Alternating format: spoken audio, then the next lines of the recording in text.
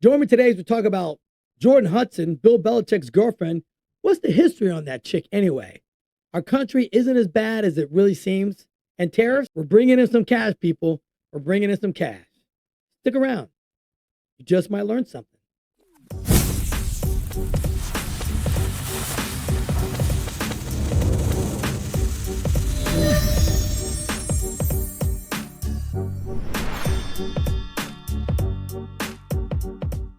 Welcome to the Eric T Conversation. I'm Eric T. Well, I told you before that the Bill Belichick, Jordan Hudson saga was going to get unwound. People are going to start investigating it, start looking at her background and where she's from. And Fox News gave a nice report on it. And they came over her background and where she's from and discusses her being in high school. This chick was born in 2001. That's shit. I can't even wrap my head around dating somebody, and I'm 52, dating somebody that's born in 2001. This blows my mind. Anyway, so Jordan Hudson has gone from the cheer section to the front office. Many football fans are wondering why and how. The 24-year-old model has become one of the most famous figures in football in recent weeks. Her romantic relationship and now business relationship with legendary former New England Patriot coach Bill Belichick has America asking a lot of questions. Yeah. Here's some questions. Why is a 74-year-old man dating a 24-year-old child? Kind of weird. While Americans can't take their eyes off May-December romance, a former cheerleader from high school, she's a cheerleader in high school, not like in college, is building a wealth and football and media power, gaining a position of authority in Bill Belichick's sphere as current UNC Tar Heels head coach and current icon. Even though she's only 24 years old, Hudson's story is generations in the making. She was born and made in March 2001. She would grow up as one of the many New England children to witness Bill Belichick leading the New England Patriots alongside Tom Brady. But Hudson's family dealt with difficult transitions during this period.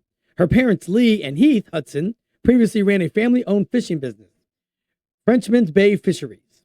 But after the area they used to fish, Taunton Bay, was closed off to fishing by the state in 2000, their business eventually went bankrupt years later.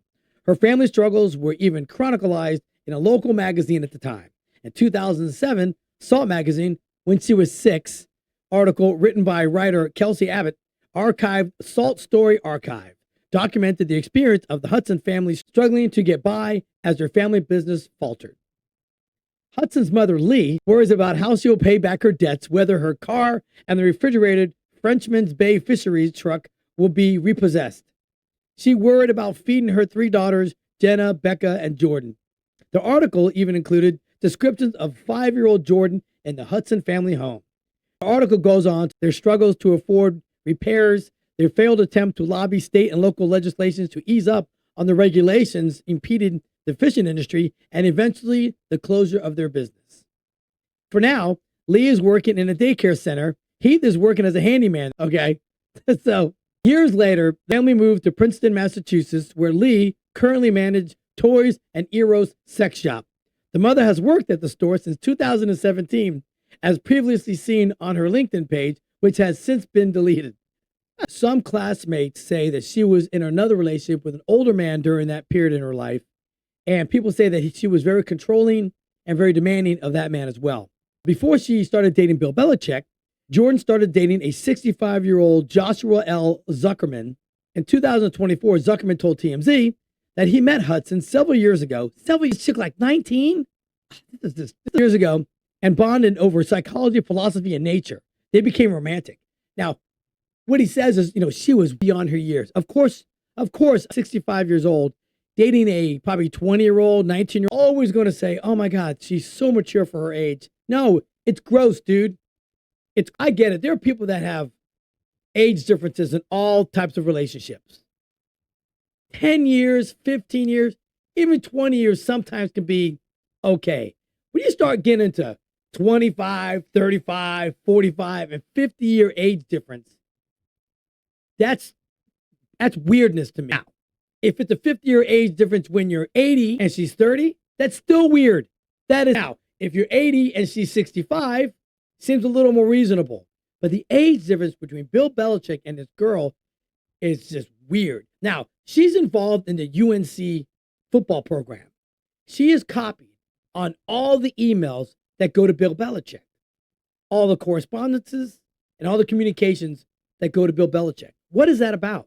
There's a lot of questions that are arising, and I told you it was going to happen sooner or later. That once this interview happened with Bill Belichick, he never should have done it. I know he wrote a book.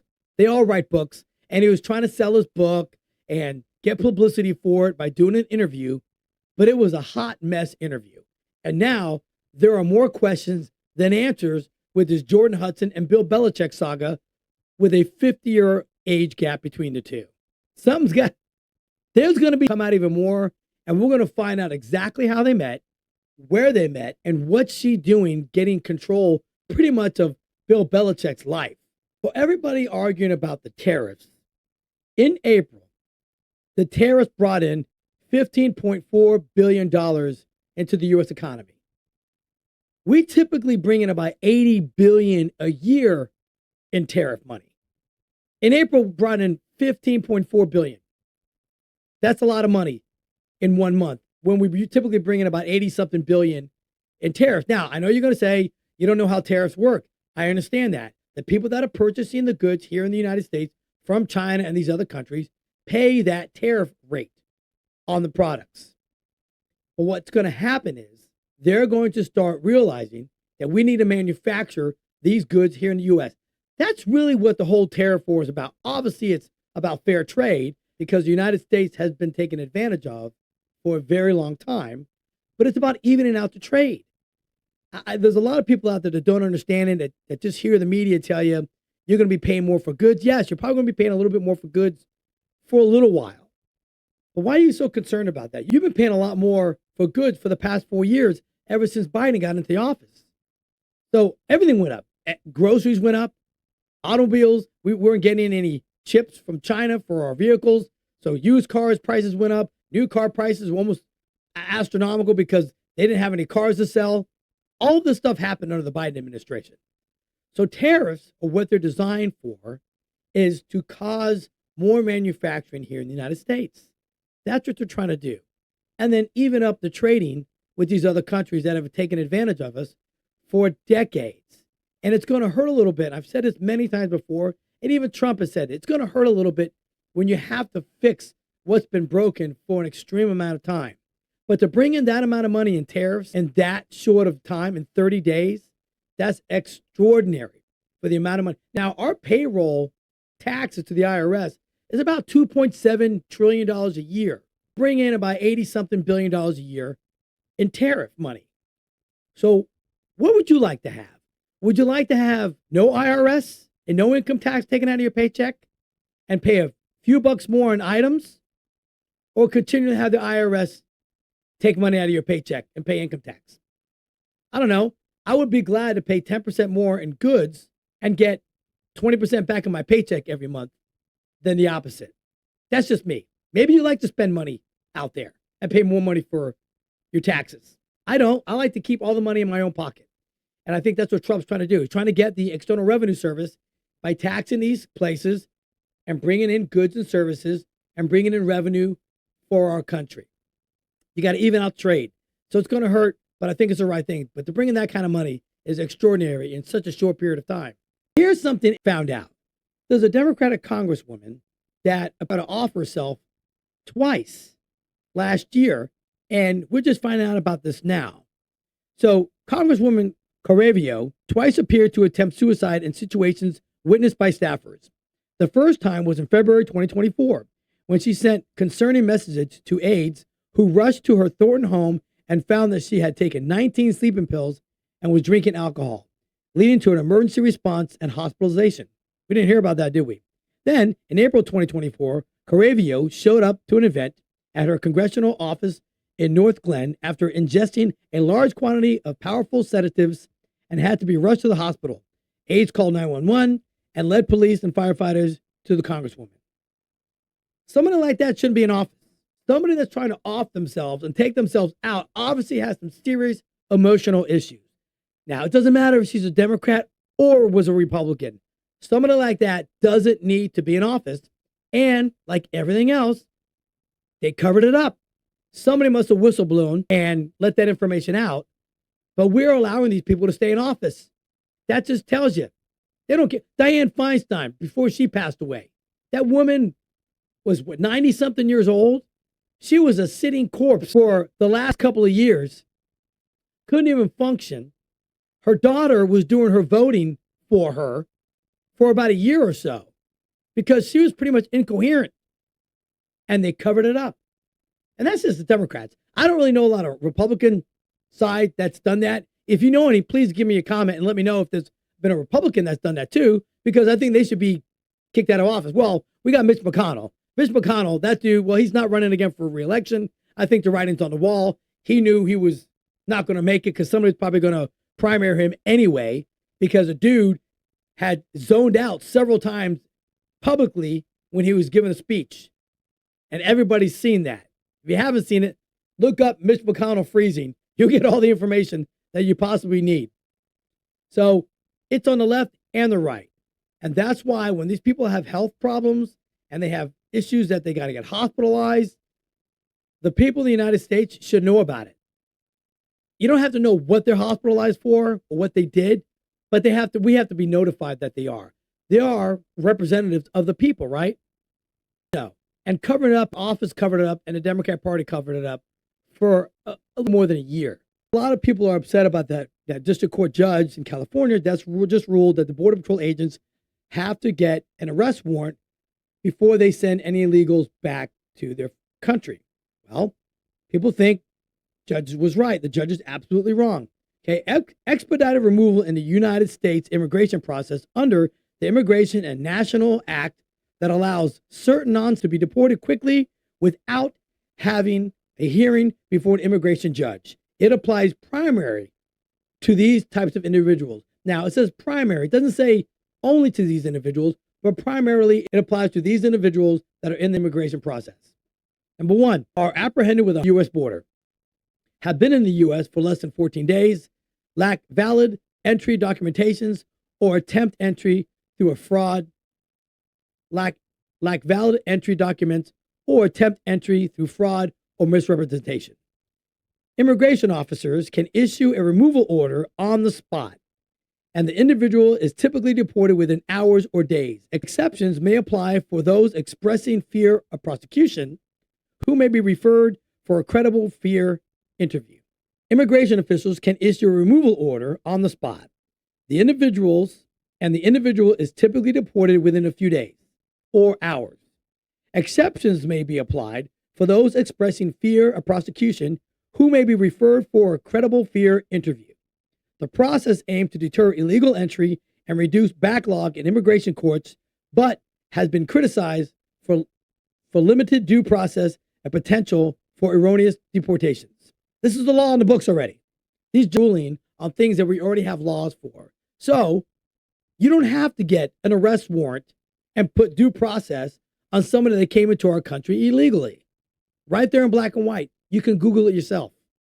So anybody saying that Trump's doing all this, there's no due process, you continually listen to the left.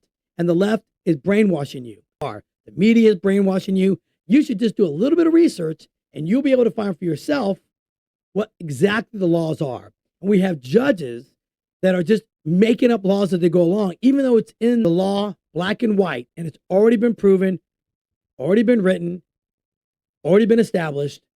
These judges are disregarding that and just making rulings out of thin air. There are a lot of things in the United States that bother me. And what bothers me the most is that people constantly listen to the media telling them how the country is. You see arguments, race wars, people disagreeing, fighting. Just go outside. Go to the store. Hold the door open for somebody. And you'll be surprised how wonderful this country really is. Actually, you know what? You shouldn't be surprised. This is a wonderful country. People aren't arguing as much as the media wants you to think. They like to stir up trouble everywhere they go. And for the most part, Americans love each other. I go to the store all the time. I don't care who you are. I'll hold the door open for you. Woman, man, black, white. I don't care what color you are, what your gender is.